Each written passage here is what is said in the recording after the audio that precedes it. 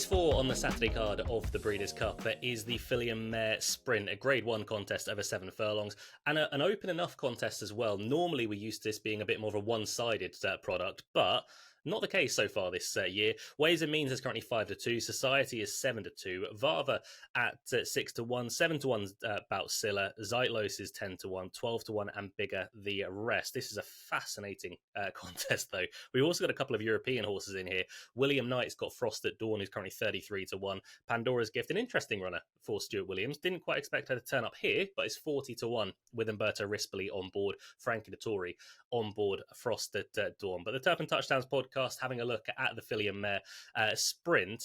There's one horse in here that I'm very happy taking on. That horse is Society, a horse who has tried the Breeders' Cup a couple of times in the past. Tried the Distaff back in 2022, didn't really run much of a race over at Keeneland when finishing down the field back in 7th, and then tried this race 12 months ago when running okay for a little way, finished back in 4th on that occasion behind Goodnight Olive, who was just a runaway winner. The concern I've got with Society is that she seems like very much a summer horse. She's better sort of in the middle part of the year rather than at the end. They try everything they possibly can to try and drag that season out. We saw it the first time she went to the Breeders' Cup. She had a break between September and also November. Didn't quite work. We saw it last year as well. Her last run building up towards the Breeders' Cup last year was at Charlestown back in August. That was August 25th. So had a big gap. The same as this year, albeit did run in the better race last time around. That was the Grade 1 Ballerina over at Saratoga. Look, was very good in doing that. Beat Silla, beat Varva.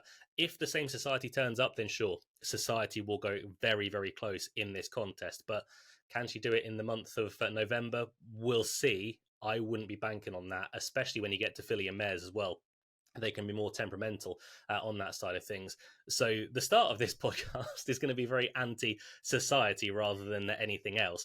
I do think that Ways and Means is the correct favourite. Ways and Means I thought was very good in the slot over at Belmont at the Big A last time around. Hard to look impressive on that sort of surface, but the effort prior to that in the Grade 1 test when beating Emery and My Main Squeeze, that was very likeable. I do think Ways and Means is the one to beat in this spot. But I quite like Silla.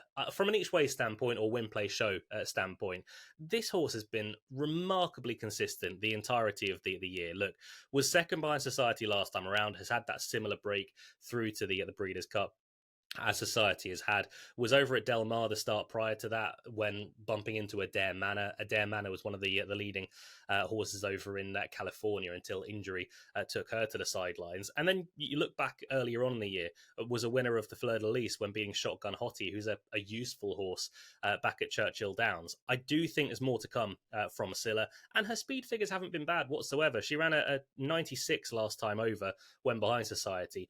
I don't think she'll have to go that much higher to be winning a race like this. I know Society is capable of producing figures of 106, Ways and Means with 104 at 3 starts ago. But I think for this time of year, I'm happy taking a chance with Silla. I'd give Varva a bit of a squeak as well. It just depends which Varva is going to turn up. It really does have to prove herself now at this level for Sherry DeVoe. But regards to this contest, I'll take a chance with Silla. As I say, currently 7-1 over in the UK. I'll take that each way. Or win place at show if you're over in the US. Best of luck whoever you're siding with in the Filly and Mare Sprint. Leave a comment down below with who you are siding with as well. And any bets you might well have for the Breeders' Cup, of which we have 13 videos on our YouTube page for the Turf and Touchdowns podcast. You can go and catch up with all of those right now. We'll see you on one of them. Until then, stay safe. Look after them. Bye.